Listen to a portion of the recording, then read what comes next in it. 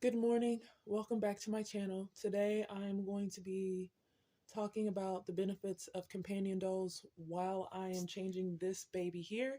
This is the wonderfully made Paradise Galleries doll. He is named Malakai in my doll family. This baby right here is amazing.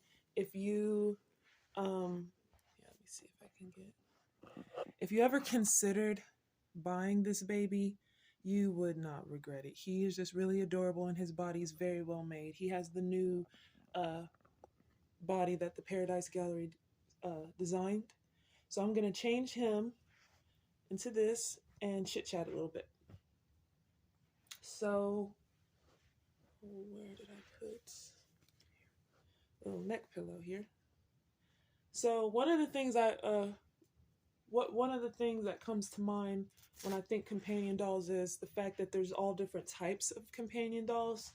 Um, Now, for me personally, my smaller dolls like him, I don't see them as much as companions as like my little children, my little doll children.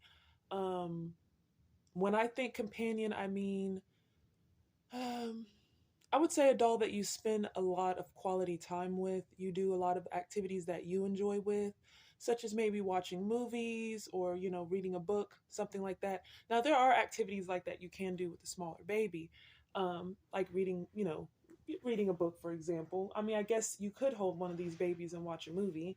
So there are things that can be done. Although I chose an adult-sized doll for as my primary companion. I do very much appreciate my little babies, like Malachi here. Um, but I personally don't know how much research has been done on how a companion doll can really change a person's life. I do know that when I did some nursing very briefly, that I saw residents that benefited from having a realistic doll to hold because it's comforting. It is very comforting, even if you don't have kids or don't want kids or anything like that. There's a certain type of comfort that comes from holding one of these guys, especially this one. He is a very realistic feeling baby. So, um, in that aspect, I thought I brought a diaper in here. Let me go get one.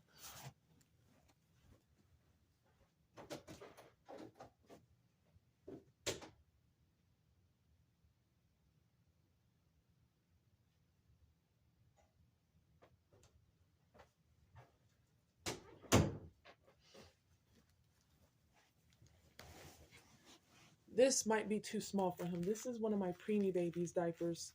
So what I'm going to do is just go ahead and keep the one on that he has. A friend of mine showed me an article the other day, and the article was trying to claim that now this was aimed at men.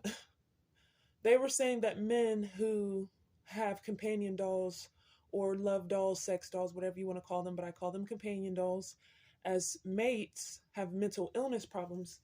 Now,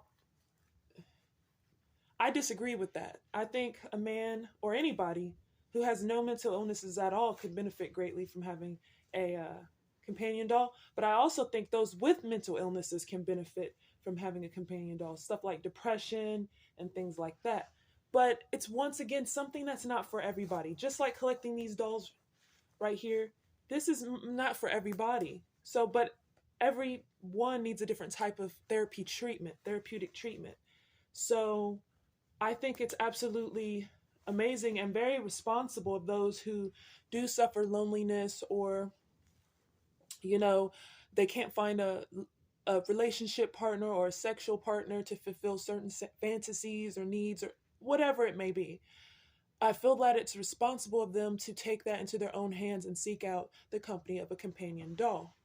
Um, my argument personally was that the reason why someone would write such an article or pressure these people to seek out human relationships when that's clearly not working for them, or make them feel that there's something wrong with them because those in society they're attracted to don't want them, or, anything like that.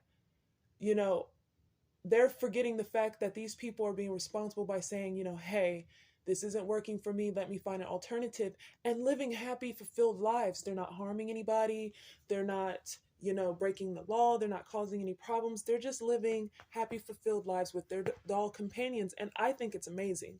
I really do. I'm actually hoping that there's more research done into the various, because, and I stress the word various types of doll collectors, because every collector has a different reason. Some people collect for photography, some people collect just to collect because they think they're pretty, which is fine, because there's people that collect purses, there's people that collect shoes because they think they're pretty. So what's the difference in someone collecting uh, something that's clearly made after the image of a human being and clearly marketed to be sold and to be collected? So there's nothing wrong with that. um, some people do have mental illnesses or physical limitations, or nothing at all. They're just lonely. Some people really are into more of the sexual aspect of having a companion doll. There is a wide loneliness. Some people use it to deal with grief. You have people who have lost children or cannot have children. Um, and it really bothers me because when I was heavily into the reborn community, I would see people in the comments complaining about how a person was spending money on buying baby things for their reborn dolls and not for a real baby. How careless is it for a person to have a child simply so they can dress them? That child is going to grow up. So to attack someone for being responsible is beyond me. But that's the same thing with the companion doll. You know, what if you want to do certain, have certain acts in the bedroom that a person may not be okay with, or you have to hunt around to find a perfect partner for, or, you have certain dreams that you want to fulfill, and you can fulfill that with the companion doll. I don't see absolutely anything wrong with that. So I'm really hoping that there's more research done in the various types of doll collectors and the reasons why, but also in the field of mental health, um, the benefits. There we go. He is so cute. This baby is one of my favorite, and I'm so glad that I got him from Paradise Galleries. Um, so I'm just gonna keep going here. For me personally, there came a time, and this was in August, before the 11th, before I placed my order for my companion doll. There was a moment of eureka, actually, and it came in the form of, oh, because I had been depressed for a while, and I was seeing someone long distance who wasn't fulfilling the relationship the way I wanted. You know what I mean? Like, I wanted us to move further. This is someone I had known for quite a few years, and then we had rekindled things for well over a year. And I was thinking, by now we should be FaceTiming and talking on the phone every day and really having a fulfilled relationship. And every day I was having all these fantasies and thoughts of what we could be, and it just wasn't really moving that direction. It just wasn't going anywhere. So, needless to say, it was staying in the friend zone, it felt like, for me. Being a passionate person, and I like to really be more expressive and things like that in a relationship, that person just wasn't that way. So I got to thinking, what is it in a relationship that I'm missing? It's these particular things. I had a list of things in my mind, which I talked about in my last video, and I thought maybe it's very selfish of me to pressure someone else into being my ideal relationship, or you know what I mean? Like, the whole thing just felt negligent in some type of way. And when I finally came to the conclusion that, yeah, I'm ready for a companion doll, I'm ready to make this move, just the mere thought, just the mere revelation that I was ready lifted so much stress off my shoulders. All my depression was almost instantly resolved in just the mere thought. And then that's when I started looking and, hunting around for the right doll for me. But,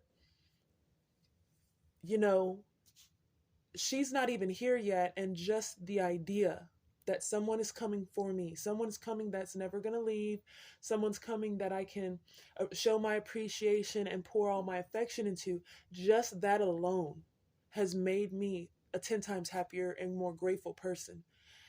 And when I think about that, it makes me think about how some of us humans need to nurture others just to survive.